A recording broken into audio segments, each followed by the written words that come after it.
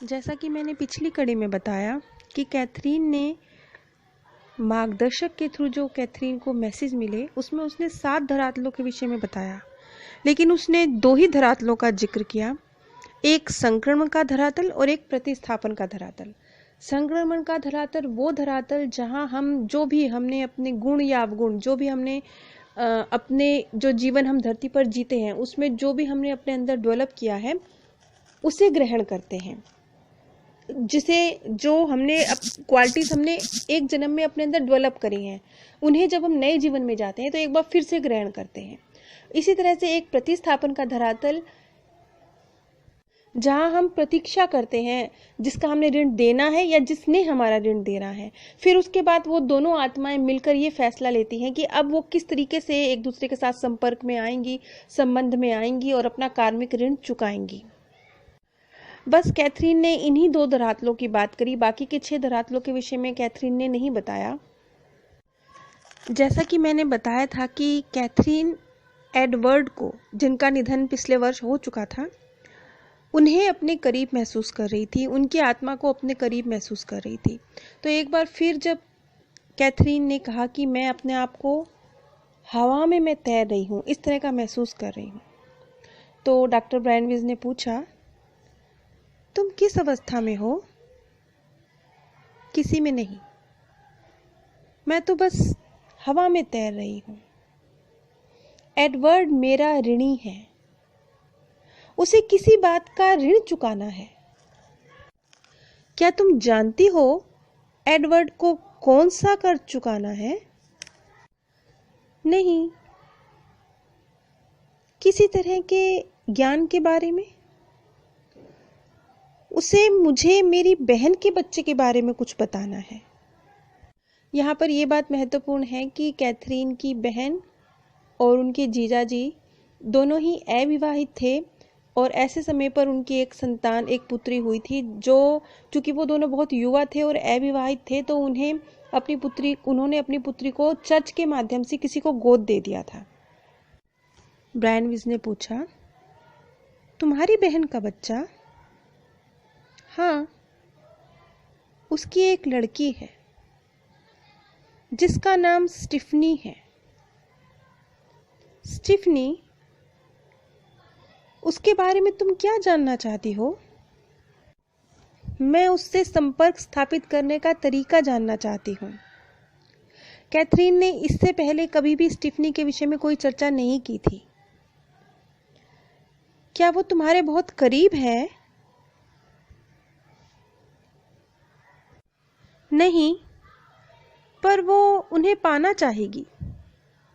किसे पाना चाहेगी? क्योंकि ब्रायनविज कुछ समझ नहीं पा रहे थे कि कैथरीन क्या कह रही है।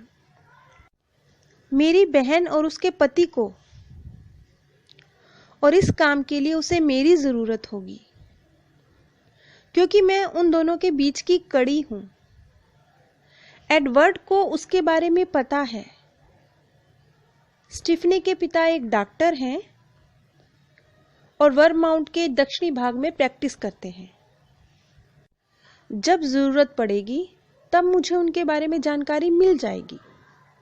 यहाँ पर शायद इस बात से तात्पर्य है कि एडवर्ड उस बच्ची के बारे में जानते हैं जिस बच्ची को गोद दे दिया गया है, क्योंकि भविष्य में वो बच्ची अपने जो बायोलॉजिकल माता पिता हैं उनके बारे में जानने की इच्छा रख सकती है, और इसके बीच की जो कड़ी है वो कैथरीन है।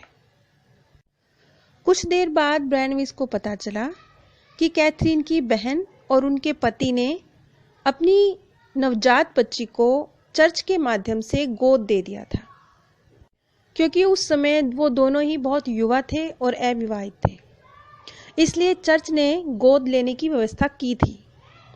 लेकिन इसके बाद कोई जानकारी उपलब्ध नहीं हो पाई। आगे ब्रायनविज ने बोला, हाँ, जब सही समय आएगा तब, हाँ, तब वो मुझे बताएगा। तुम्हारे लिए उसके पास क्या जानकारी है? उन्होंने पूछा। मुझे नहीं पता, पर उसके पास मेरे लिए कोई काम की जानकारी है और उसे मेरा कोई कर्ज भी चुकाना है। मुझे नहीं पता कि वो किस तरह का कर्ज है, पर यह तो निश्चित है कि कोई कर्ज है। इतना कहकर कैथरीन खामोश हो गई। क्या तुम थक गई हो? वो धीरे से बोली।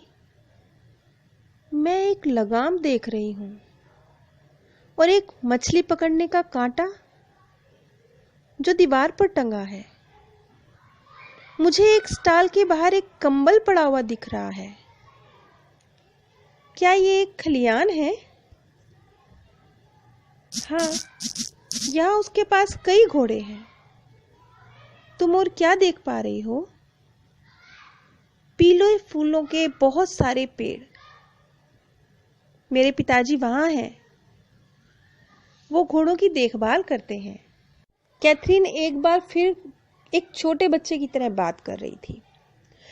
अब वो एक बार फिर अपने एक ऐसे जन्म में थी जहां वो अपने बचपन को एक्सपीरियंस कर रही थी। वो कैसे दिखते हैं? वो बहुत ऊंचे हैं और उनके बाल भूरे हैं।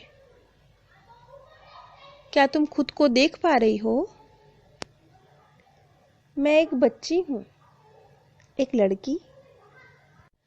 क्या ये घोड़े तुम्हारे पिताजी के अपने हैं या वो सिर्फ इनकी देखभाल करते हैं? वो सिर्फ देखभाल करते हैं। हम पास ही में रहते हैं। क्या तुम्हें घोड़े पसंद हैं? हाँ। क्या तुम्हें कोई खास घोड़ा पसंद है? हाँ, मेरा घोड़ा, उसका नाम एप्पल है। जब कैथरीन ने कहा मेरे घोड़े का नाम एप्पल है, तब ब्रैनविस को याद आया कि मैंडी के रूप में उसने अपने एक जीवन काल को याद किया था और उसमें भी उसने यही शब्द कहे थे कि मेरे घोड़े का नाम एप्पल है। यानी वो एक बार फिर अपने उसी जीवन काल को दोहरा रही थी जिसमें वो पहले एक बार जा चुकी थी। ये हो सकता है कि अब वो अपने उसी जीवन काल को किसी और नजरिए से देख रही है, एक बच्चे के नजरिए से। एप्पल, हाँ, क्या तुम्हारे पिता तुम्हें एप्पल की सवारी करने देते हैं? नहीं, पर मैं उन्हें खाना दे सकती हूँ। वो बहुत बड़ा है और वो मालिक की घोड़ा गाड़ी खींचने का काम करता है। उसके पैर भी बहुत बड़े हैं और अगर आप ध्यान नहीं रखो तो वो आपके ऊपर पैर रख सकता है। ये एक बच्ची बोल रही थी। और तुम्हारे साथ कौन है? मेरी माँ है और मेरी बड़ी बहन भी है। और तो कोई मुझे दिखाई नहीं दे रहा। अब तुम क्या देख रही हो? मुझे सिर्फ घोड़े दिखाई दे रहे हैं। क्या तुम्हारे लिए ये वक्त खुशियों भरा है? हाँ, मुझे खलियान की महक बहुत अच्छी लगती है। वो एक खास वक्त था जब वो अपने आप को खलियान में देख रही थी। क्या तुम्हें घोड़े की गंध आती है? हाँ। और चारे की? हाँ। उनके मुंह बहुत कोमल हैं। वहाँ बहुत सारे जानवर हैं। कुछ कुत्ते हैं, कुछ बिल्लियां हैं, कुछ कुत्ते काले रंग के हैं और वो शिकारी कुत्ते हैं। उनका प्रयोग शिकार के लिए किया जाता है। क्या तुम्हें कुछ होता है? नहीं। यहाँ डॉक्टर ब्रैनविस का प्रश्न ही स्पष्ट नहीं था। क्या तुम यहीं पर बड़ी हुई हो? हाँ। वो इंसान जो घोड़ों की देखभाल करता है वो मेरा असली पिता नहीं है। ये कहकर कैथरीन खामोश हो गई और इस जवाब से ब्रैनविस एकदम हड़बड़ा से गए। वो तुम्हारे असली पिता नहीं है? मुझे नहीं पता, पर वो मेरे पिता जैसे हैं। वो मेरे साथ अच्छा व्यवहार करते हैं। उनकी आंखों का रंग हरा है। उनकी हरी आंखों को देखो। क्या तुम उन्हें पहचानती हो? क्या वो तुमसे प्यार करते हैं? उनका व्यवहार तुम्हारे प्रति अच्छा है? वो मेरे दादाजी हैं, मेरे दादा।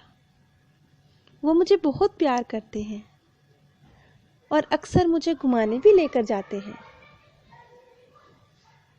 जब हम उनके साथ जाते हैं तो हमें सोडा पीने को मिलता है। डॉक्टर ब्रैनविस के सवाल कुछ इस तरह के थे जिससे कि वो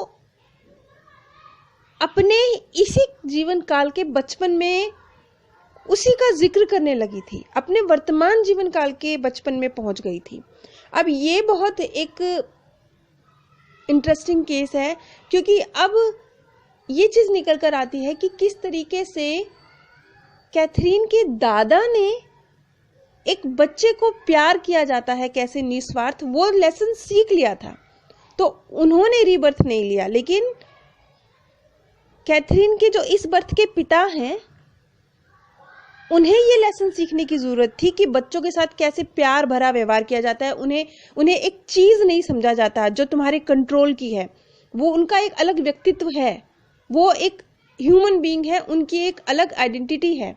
इस बात को सीखना बाकी था, ये कैथरीन के पिता ने अभी सीखना था। तो आगे आगे जैसे ये केस आगे बढ़ता है ये चीज निकल कर आती है कि कैथरीन के पिता को जो लेसन सीखने बाकी थे उसके लिए वो धरती पर आए, लेकिन कैथरीन के दादा वो लेसन सीख चुके थे। अब इसी केस को मैं डिटेल में अगली कड़ी में इसका वर्णन करूंगी। आप सभी पे परमात्म सौंदर्य, प्रेम और आनंद सदैव बरसता रहे। आप सभी दिव्य परम धाम में स्थान प्राप्त करें। जैसा कि मैंने